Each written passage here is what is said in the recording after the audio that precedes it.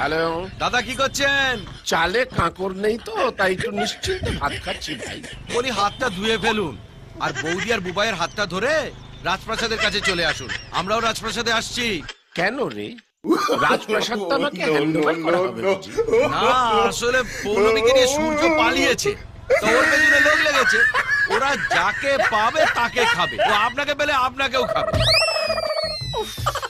ছেলেটা কি আমাকে টেনশন ছাড়া আর কিছু দেবে না? দাদা, সে আর নতুন করে বলার কি আছে?